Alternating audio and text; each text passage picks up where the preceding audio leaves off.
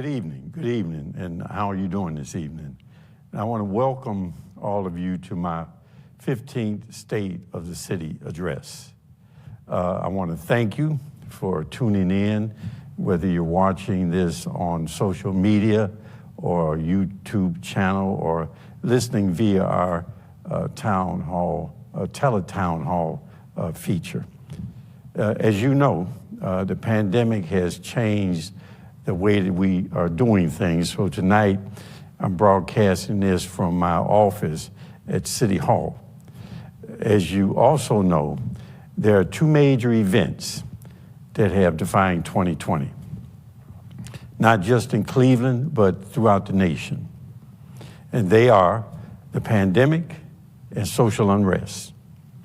Now, both have had a significant impact on us, whether it was individually, economically, socially, or politically.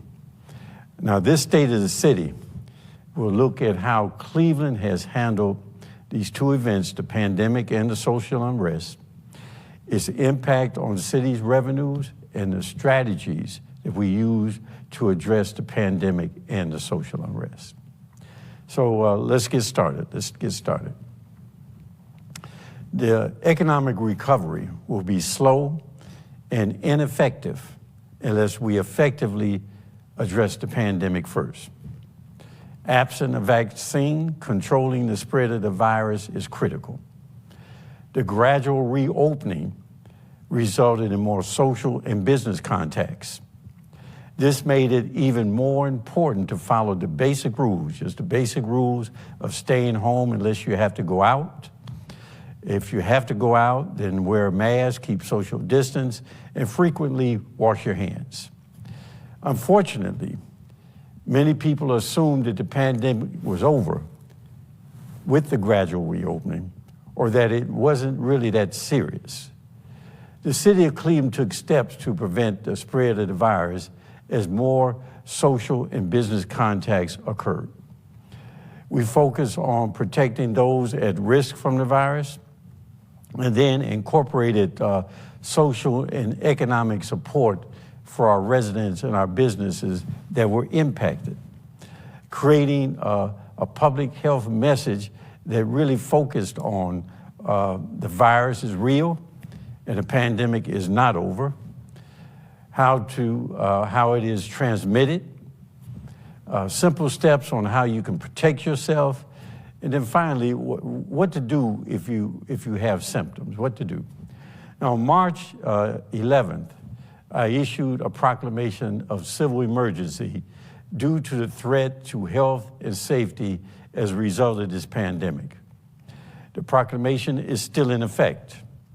It established a Civil Emergency Executive Policy Group. Now, and that group is responsible for making recommendations as to additional actions that are necessary to minimize the adverse impact of this pandemic, as well as the issuance of any permits, license, or leases for any city property, and the management of any and all grants related to the mitigation of the pandemic. Now, on July 2nd, the governor introduced a public health advisory system. Now this system listed Cleveland, Cuyahoga County as a level red, which is one level below a potential shutdown. As a result of being a level red, the increased cases and the deaths, on July 3rd, I mandated a number of things to help minimize the spread of the virus, which included mandatory masks for individuals in public as well as in business. We mandated a maximum capacity at any bar, restaurant, or entertainment venue could not exceed 50% of its allowable capacity.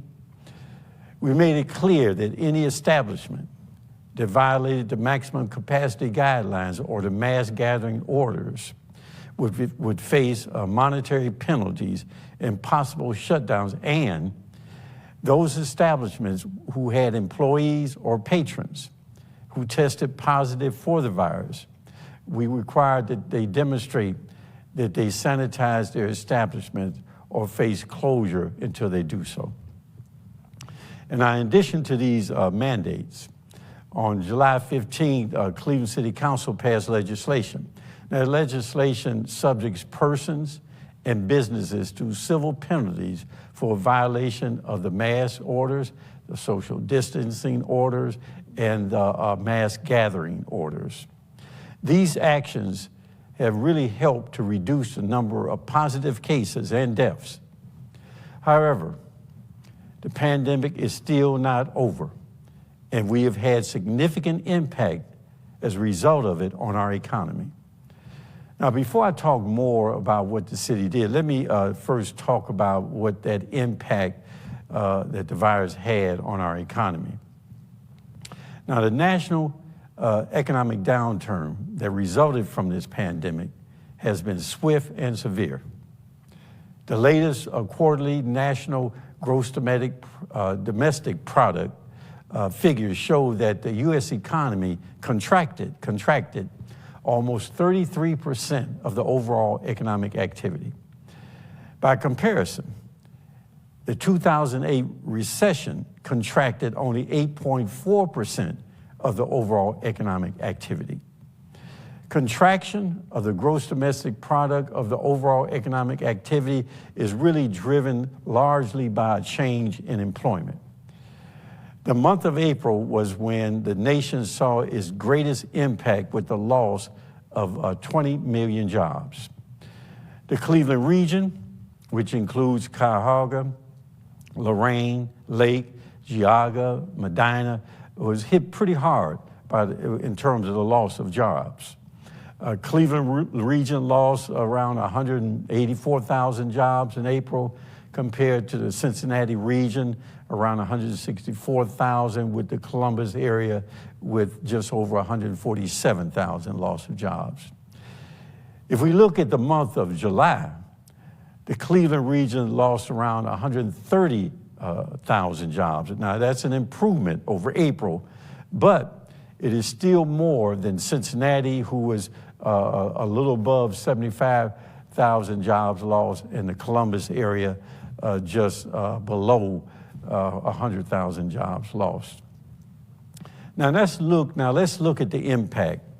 We talked about the region. Now let's look at the impact of on the different sectors of Cleveland's economy. Now, Cleveland's economic base has several sectors: hospitality, healthcare, government, education, manufacturing, and other sectors. The pandemic has had a varying impact on each of those sectors. The diversity of our economy and not being dependent on one sector has really helped us to be able to financially absorb the impact of this pandemic.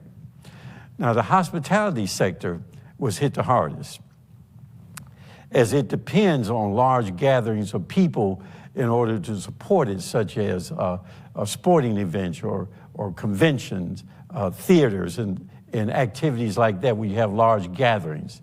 And because of the lack of large gatherings of people, significant travel reduction, and the pandemic restrictions, the hospitality sector has pretty much come to a halt. Now, our general fund budget estimated $40 million in revenue from this hospitality sector this year. To date, the amount that we have received is just around $16 million. That shows you the impact. But other areas of our local economy really remains active. For instance, our healthcare sector, which is our largest, remains strong. Now, this does not mean, however, that they have not had significant negative impact in this sector, but activities remain strong enough to help us navigate through this current crisis. Additionally, several other economic sectors remain active, such as our government service sector, which includes all of the federal, state, county, and local government expenditures in the city of Cleveland, as well as our manufacturing and education sectors are still pretty active. But there still has been a significant impact, even with them being active, on our city's general fund budget. Now, in April alone, Expenditures exceeded revenues by over $16 million. Now that erased 3/4 of the surplus we had built up in the first quarter of this year. This continued in the months of May, June, and July, with expenditures exceeding revenues by almost $18 million, thus leading to a total virus-related shortfall for us of almost $35 million. Now, our general fund budget still has some shortfalls in it. Even though we've had these losses in revenues, however, we've been able to continue city services for our citizens, except for modified services and recreation based on the pandemic restrictions and those mandates. Now, what were the steps that the city of Cleveland took to mitigate the negative impacts on our general fund budget and allowed us to continue to provide city service without layoffs? What were they? We budgeted $43 million as a hedge against an economic downturn in this year in 2020. We had a robust first quarter where revenues exceeded expenditures by almost $22 million. We made cost control measures from the onset of the pandemic by implementing a hiring freeze and reduction in discretionary spending. In addition, we delayed cadet classes for both police and fire, and we limited overtime. Now, this has allowed us to mitigate a portion of our revenue losses, maintain city services, and prevent layoffs. Now, we continue to watch expenditures, we're watching the revenues, and we're also watching the overall economic activity on a weekly basis. In addition, we are looking at our enterprise funds, such as water, sewer, clean public power, and our airport. Now, although water, our division of water, sewer, and clean public power are financially stable at this time, there has been a significant impact on our airport as a result of the loss of revenues in concession, loss of revenues based on the number of flights, and a loss of revenues associated with parking. Now, we are reviewing the airport's budget for the rest of this year, and we're looking at it going forward into 2021, and we are developing, right now we're developing the estimate for the 2021 general fund budget for next year. Now, in order to address the impact of the pandemic and what the pandemic, that impact on people and businesses, we move forward with it in implementing a strategic plan. We combine economic and social support to help people and businesses that were impacted by this pandemic. We recognize that the people and businesses of Cleveland were harmed and that the economic downturn that resulted from the pandemic was swift, and it caused many businesses to temporarily or permanently cease operation, thus putting many people out of work. As part of my Restart Cleveland initiative, we launched multiple programs. The Restart Cleave initiative is really designed to do three things. First is to minimize the suffering and the burden on the people and businesses in our community who have been impacted by the pandemic. Second, to better position people and businesses in our community to be ready to take advantage of the recovery. And thirdly, to make sure that people and businesses are better off as a result of the recovery effort so that we can become a more equitable city.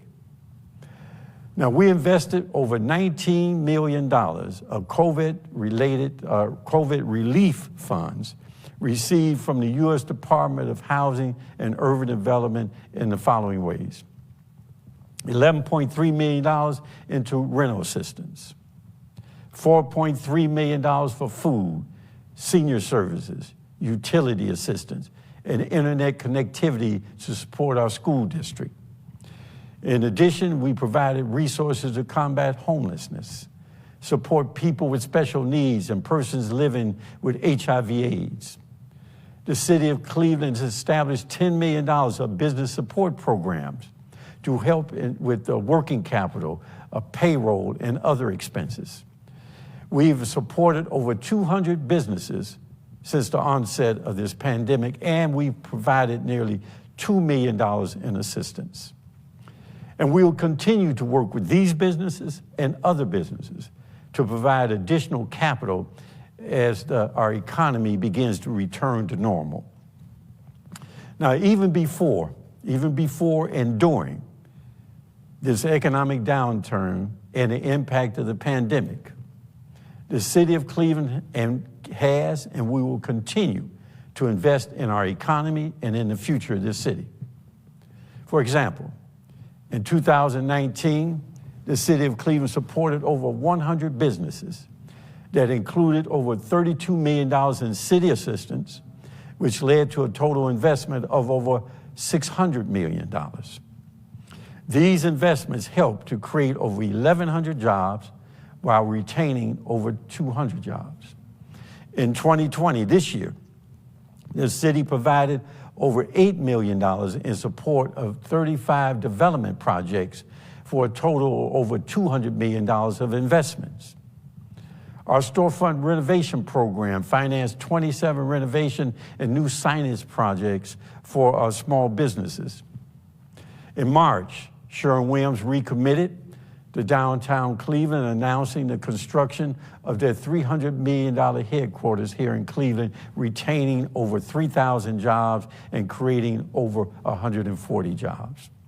Last month, we introduced legislation to assist with the relocation of cross-country mortgage to the city of Cleveland, to develop their corporate headquarters here, bringing in over 400 jobs and $50 million of investments. These are just a few examples. And in addition, we continue to provide affordable and market rate homes in our neighborhoods. We have helped to provide over 160 affordable housing units, with an additional 575 units planned for construction soon. We continue to help develop housing to help our homeless community, and are currently helping to finance 66 units as part of the Emerald Alliance Permanent Supportive Housing Project located in the Brooklyn Center neighborhood. Our land bank program sold 96 parcels that will provide affordable and market rate homes in neighborhoods such as La Villa Hispania in Clark Fulton, Colfax Homes on Kinsman, Habitat for Humanity's homes in the Buckeye Woodland area, Kenmore Commons in Huff, with additional market rate housing being built in neighborhoods like Ohio City, Clark Fulton, Tremont, Old Brooklyn, Detroit Shoreway, and Lee Harvard. As part of my neighborhood transformation initiative that I introduced in 2017, we are renovating and constructing new housing in Glenville. Now, in our mayor's capital office, our office of capital projects for the mayor, well, it's for the city of Cleveland, but that's what we call it. We currently have over 500 projects totaling over $800 million in various phases, because they come in not all at once, but they're in various phases, such as the initiation phase or a design phase, a bid phase, and then finally the construction phase. Now, approximately 160 of these projects, totaling over $300 million, are under construction. These citywide projects include multiple recreation center renovations and a new construction of a new recreation center in Ward 1. Numerous renovation and new equipment installations at our parks, tennis courts, basketball courts at League Park, and also the West Side Market. This also includes construction, renovation, and other repairs at our fire stations and police districts. We are constructing a new police headquarters and a new fire station and a new horse stable, all slated to begin to be built in 2021. And we are continuing our yearly resurfacing program of our residential streets, our secondaries, and our main streets. These efforts that we have continued in 2020 is in spite of the challenges of the pandemic.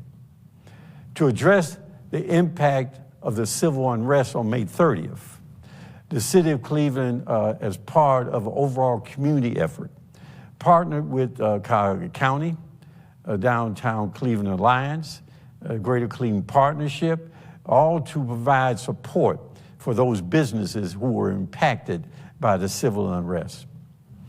Now, all the things that we have done, all the things we've done and are doing to stop the spread of this virus, relieve the burden and suffering on people and businesses, as well as investments made despite of this pandemic, will not ensure a sustainable and equitable future if we do not resolve the underlying factors that have caused the social unrest. The pandemic has made raw and glaring the institutionalized inequities, disparities, and racism that exist. And we can see it in the death rates, infection rates. We can see it in who gets access to health care, who has chronic and underlying illnesses, who are losing the jobs, and other economic and social indicators. The social unrest, the protests, the demonstrations are just indicators of an underlying sense of injustice. It represents the reality for many people that this system does not work to their benefit and that they have no stake in it. If we do not take decisive action, then everything that we have done to address this pandemic and the economy of the city of Cleveland will not be sustainable and will result in future and more intense civil unrest. So here are some of the things that have to be done. Now, the reform of the entire criminal justice system is key. The initial contact that people have with our criminal justice system is the police. Incremental police reform simply doesn't work. Instead, there has to be institutional reform. The consent decree helps us and provides us with a blueprint to create a new culture with different behaviors, which provides a clear guidance and protects both the public and the police. It provides the training necessary to change the culture of the organization, and it creates accountability when there is a failure to follow the new procedures and practices that the new alignment with the new organizational culture provides. And it provides a clear understanding of whether or not police officers have behaved properly. Now the willingness of those who bear the burden of inequities, disparities, and racism to become police officers will go a long way in helping to change the culture and behavior. Now, the second contact with the criminal justice system is when someone is charged. There has to be equity when people are charged, when they get arrested, based on the facts, not on who they are, where they live, or their ethnic or racial background. And equitable and transparent grand jury process and procedure is essential. Now, the third contact is with the court.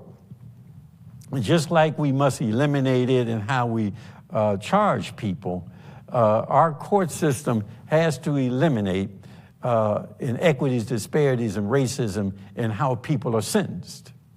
The color of your skin or your economic status should not determine if your guilt or your innocence or whether or not you receive a harsher sentence. Ensuring a jury appears is very important and very essential in that process. Now, none of this works, however, unless those who those who bear the burden of inequities, disparity, and racism force the changes necessary by participating in the system and accessing the power to make those changes. Just depending on the goodwill of others is not going to work. Now, crime is just a symptom. It's a symptom of a larger underlying problem of a lack of social and economic justice. Now, in order to truly address crime in the criminal justice system, we must also identify solutions to eliminating inequities, disparities, and racism through wealth creation and job and career opportunities. Now, one key way of doing this is keep more of our spending in our local economy. A self-help procurement initiative will have a significant impact on wealth creation locally by taking a portion of the billions, not millions, billions of dollars that the public and private sector spends and redirecting those dollars into our local economy. We can expand business opportunities for everybody, support existing businesses, and create wealth among those who have been traditionally left out, and create and sustain jobs. In addition, we must ensure that all are prepared to capitalize, take advantage of this expanded investment and opportunities through enhanced workforce and business development opportunities to all people, including ex-felons. Now, these steps will ensure that all people will be included in the prosperity and quality of life that we create, thus giving them a stake in the success of our system. For many, a quality education is key to changing the social and economic condition. But the traditional way in which we educate children simply doesn't work. In fact, it bores them. Education is becoming increasingly more technology-driven. And it is the way that young people learn. It is the way in which they retain information, and it's the way in which they demonstrate their comprehension. Interactive learning, virtual reality, and new ways of measuring performances are needed. A substantial portion of our population, however, does not have access to high-speed internet. Those without access tend to be concentrated in poorer communities and communities of color, which puts their children at a disadvantage, creating and reinforcing the inequities, disparities, and the racism. Now, this can be resolved by expanding that access so that everyone has it. Institutionalized inequities, disparities, and racism also is reflected in our healthcare system. Eliminating them is essential to creating communities where all people can thrive. We have to approach the health from a perspective that recognizes the importance of social determinants of health. This means not just treating the immediate ailment, but accepting the fact that racism is a public health issue. Violence and the traumatization of our children is a public health issue. The commercialization of bad eating habits is also a public health issue. A quality health is based not only on treatment, but also on prevention and access to quality treatment.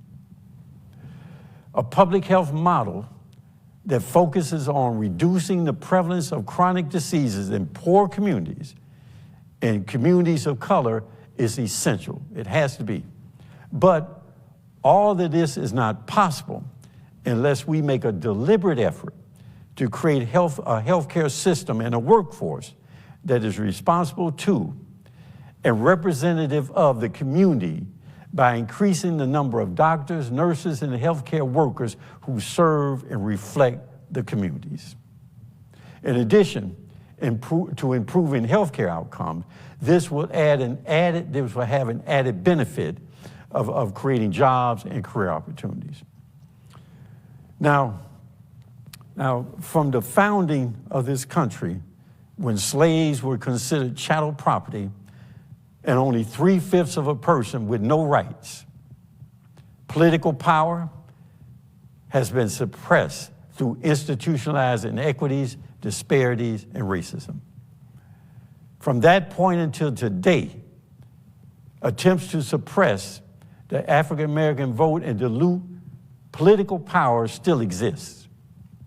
As a result, we have elected bodies and individuals that are not always representative of those bearing the burden of institutionalized inequity, disparity, and racism, resulting in less input on policy and the ability to determine outcome, less of an ability to determine outcome. And all of this, ladies and gentlemen, sowing the seeds of social unrest that will be more intense, more violent, and occur more frequently. Creating a recipe for economic, social, and political disaster that will be worse than what we are witnessing play out in front of us right now. Now, just words, just the identification of the problem, or even the promise of something better will not be enough to forestall this disaster. Without substantive and sustainable institutional change, we will never become a great city. We will never create communities where all people can thrive and share in quality of life and prosperity. Now, I know that these challenges seem daunting and that they seem to be no clear path of defining the future. And I know that it will not be easy and that it will take a committed and dedicated effort of our entire community. But don't be tempted. Do not be tempted because of the momentary calmness of the moment to take the easy path of incremental changes with the attitude this is just too much for us to handle all at once. This is the moment that will define us. The Cleveland community has the ability to make institutional changes, and it has the means to eliminate institutionalized inequities, disparity, and racism. The only question is, do we have the will or do we have the courage? Do we have the will and the courage to make Cleveland a great city? I thank you very much for listening to me.